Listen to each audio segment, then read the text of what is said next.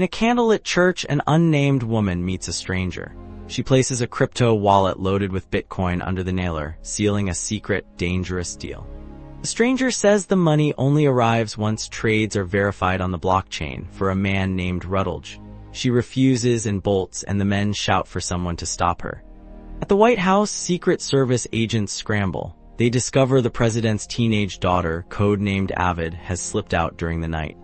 Agents track her signal to a Georgetown bar and corner her before dawn. Agent Darden reassures the shaken teenager it's over as she's hauled back into custody.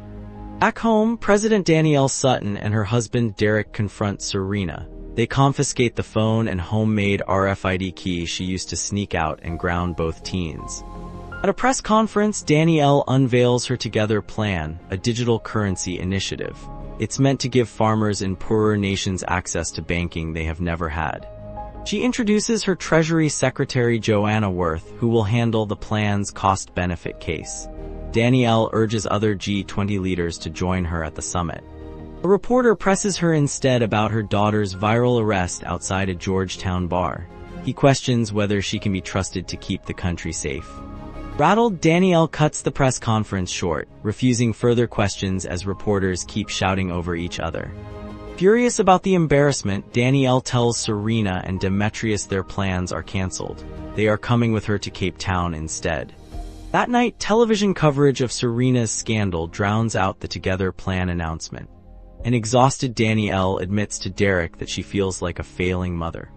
Aboard Air Force One, Danielle and Joanna trade jokes together. They reflect on the sacrifices it took two women to reach the rooms they now sit in. In a security briefing, the CIA director and vice president warn Danielle of rising threats. The threats are tied to her currency plan, though they call the hotel a fortress. In Cape Town, security contractor Edward Rutledge reunites warmly with his old Army friend Agent Perry. Perry now leads the summit's protective detail, and the two tour the hotel's defenses. The Sutton family is welcomed at the Grand Diamond Hotel by manager Melocool Cole. He fits them with RFID wristbands that track movement throughout the property. During the welcome ceremony, Serena needles the staff about the tracking wristbands, joking about scaling the perimeter wall instead. The family settles in ahead of the night's events. At the reception, Danielle is introduced to Alina Romano, the new IMF head. Romano has proposed cutting her Together plan in half and is suspected of leaking it to the press. She is also introduced to Britain's Prime Minister Everett and urged to win him over. He teases her plan as a lone wolf's crusade, warning that nobody likes a bulldozer.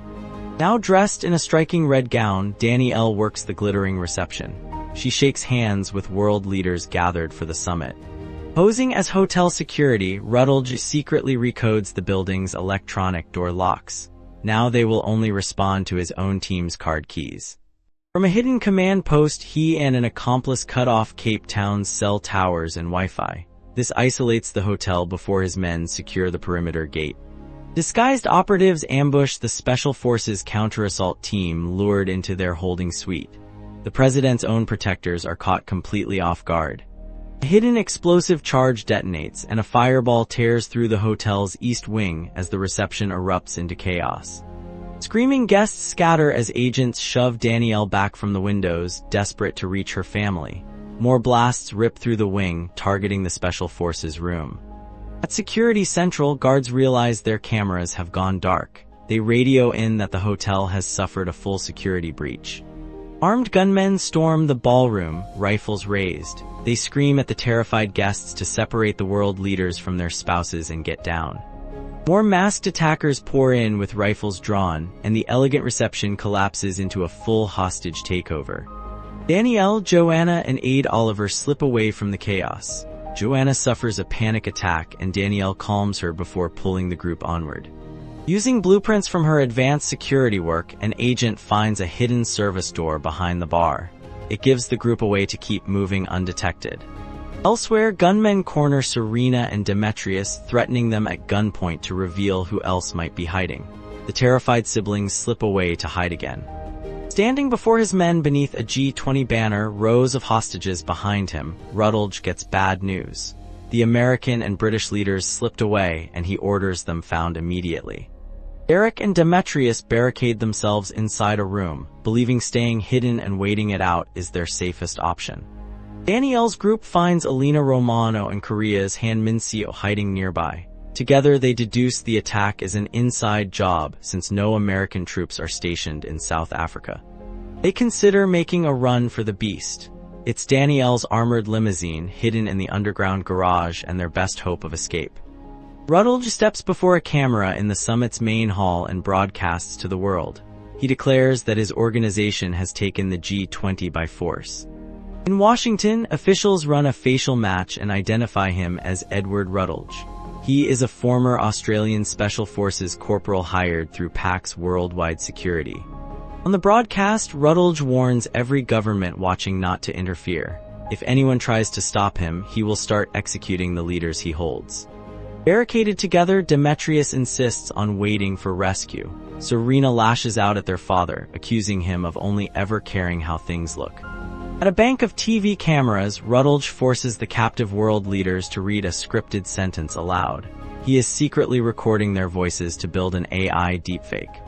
When South Korea's president refuses to comply, one of Rutledge's men violently grabs and strikes him. It is meant to intimidate the rest into cooperating. Back in Washington, officials realize this is not simple terrorism but a coordinated global coup.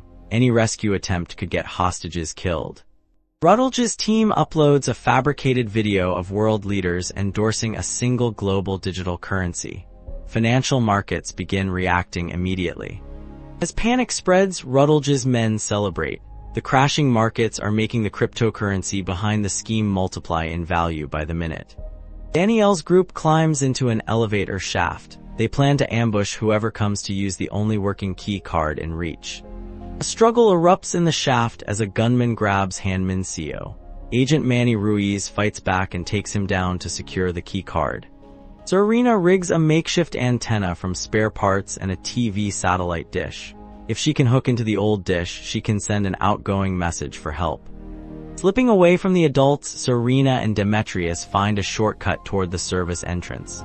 She needs to retrieve parts from there. Rutledge's men gloat over a radio that pulling money out of banks is working exactly as planned. The currency markets are sent into freefall. In the hotel kitchen, Danielle and Manny find gunmen holding kitchen staff hostage. Danielle raises a gun of her own, and Manny moves to stop her risking herself alone.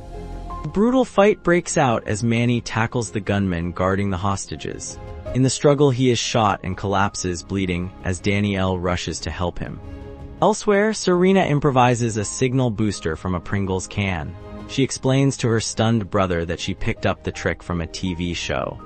Searching for the missing children, gunmen sweep a maintenance area, checking every vent and hiding spot. They capture Derek as he climbs through a duct.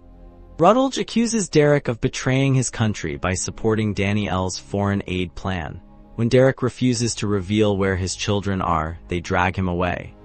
In Washington, officials receive an unsecured email claiming to be from Serena. It says her father has been captured, but her mother is still free. Danielle and Han Min-seo carefully tend to Manny's gunshot wound. They pack it since the bullet is too risky to remove. As they wait, Danielle opens up to Manny about the photo that made her famous. She admits the moment felt far less heroic than the world believed. Alone and searching for the hidden getaway vehicle, Danielle makes her way through the underground parking garage. Gunmen corner her, cutting off her escape route. The gunman's radio crackles that Sutton's kids have been spotted heading toward the pool. Rutledge's men move to intercept them. Rutledge forces Derek onto a live camera feed. He threatens to hurt him unless Danielle reveals her location over the radio. Danielle is marched out at gunpoint and comes face to face with Agent Darden.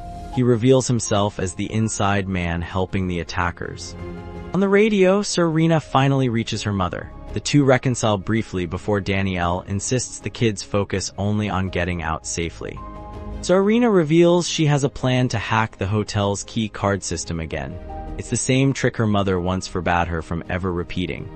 Alina Romano, Oliver, and Han Min-seo agree to stay and fight alongside Danielle rather than evacuate. They choose to follow her lead. As Danielle's armored limousine, the Beast, races toward the gate, gunmen with a shoulder-fired missile launcher open fire. A missile streaks toward the fleeing vehicle. Learning the disabled charge came from inside the hotel, Rutledge orders his men to find the insurgents. They barricade every vehicle in the garage. Serena detonates a hidden charge that disables the terrorists' main weapon. Smoke and debris fill the corridor as a man scrambles for cover. With the weapon destroyed, allies assemble a small strike force to breach the hotel's back entrance. It's time to Serena unlocking the doors in 12 minutes. At an electrical panel, Serena works quickly to override the hotel's lock system. She races against the clock to open the doors from inside. With the lights cut to the east wing, Danielle's team moves through the darkness.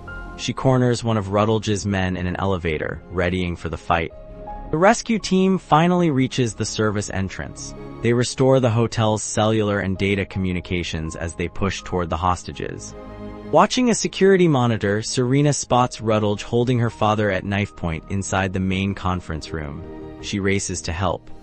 Rutledge parades his captive world leaders before Danielle. He mockingly calls her the real thief, saying she assembled the G20 only to rob the world. Rutledge tells Danielle he knows exactly who she is. He insists all he ever wanted was to be heard, though his violence has cost him that voice. The rescue team masks up and prepares to breach the ballroom, counting down before storming in. 2 world leaders are confirmed killed in the takeover. Realizing her mother is in the conference room, Serena defies Demetrius. She rushes off alone, trying to lead the rescuers to her.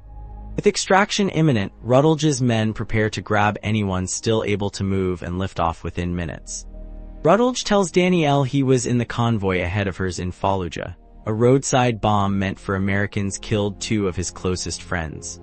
He tells her that unlike her staged photograph in Hero's Welcome, his own scars are real. He sees her now as nothing more than a fake and a fraud. As Rutledge raises his weapon, Danielle fights back. She wrestles him to the ground in a desperate struggle that ends the standoff. In the aftermath, a shaken Danielle comforts Han Min-seo, both women processing the violence they barely survived together. Piecing together the clues, Danielle confronts Joanna Worth, realizing she chose Pax security and hid Rutledge's crypto wallet. Joanna admits she felt cheated out of the presidency. Word reaches Danielle that Darden has grabbed Serena, dragging the terrified teenager off after she went looking for her mother. Cornered on a rooftop helicopter pad, Rutledge threatens to shoot Serena. He demands Danielle hand over the crypto wallet holding his stolen fortune. As the helicopter lifts off with Serena still aboard, Danielle and her allies scramble to grab hold. They haul together to pull her back to safety. In the aftermath, Danielle finally reaches solid ground with her family and allies, the ordeal at the summit finally over. Weeks later, back in Washington, Danielle is congratulated as her Together plan moves forward. She survived the attempt to destroy both her and it.